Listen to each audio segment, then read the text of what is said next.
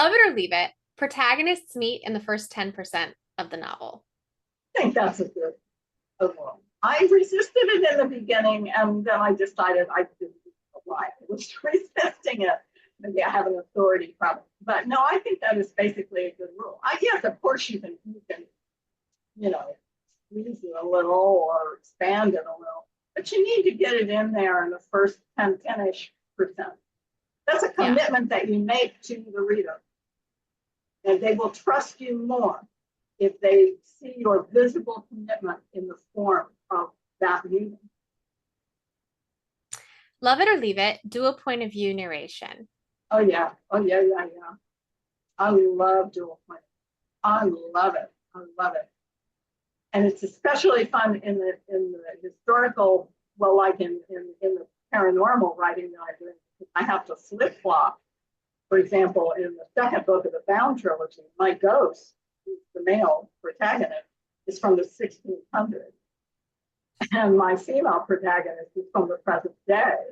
And so when I'm writing in his head, I'm using the language of a man from the 1600s. And then when I'm in her head, I'm using contemporary language, slang.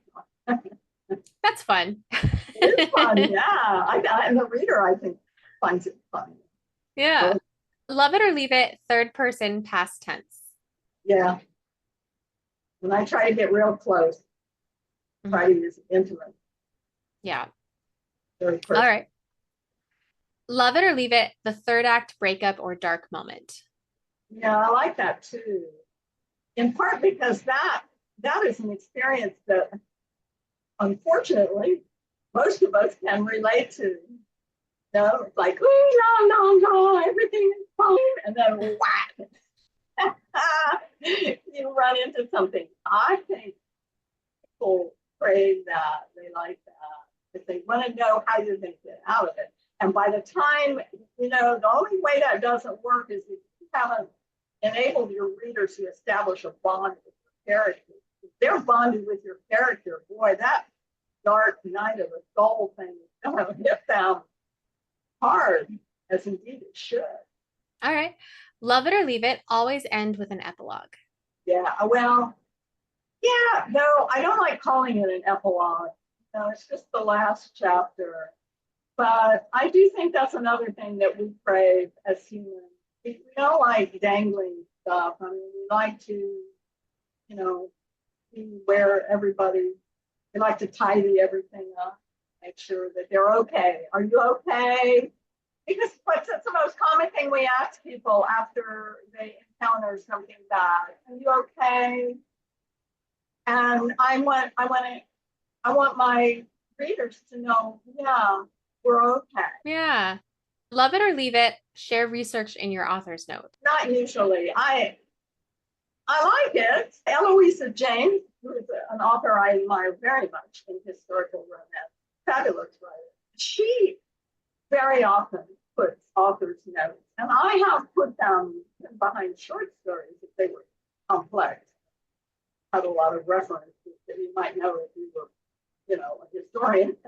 But I've come around to feeling that if you're bringing up something that's quite obscure, you should try to find a way to explain it in the text without coming out and saying, oh, and now I'm going to explain to you what the Blackfriars Obelisk in London is. And it was brought, it was established in London in the year, that I don't like. Really don't like. Right. That really breaks the mood. That's a buzzkill.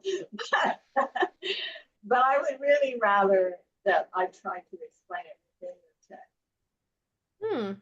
Interesting. Well, and are there any other romance rules I haven't asked you about that you like to play with? I am an opponent of insta-lust. I don't like that. Writers whom I otherwise admire very much will sometimes have this sort of instant coup de foudre. It's like, oh, I saw him and immediately I felt, fire running up and down my legs. It's like, well, are there ants in the room? I'm a slow burn fan, not too slow. I think you need to dribble. I just think you need to dribble it story, but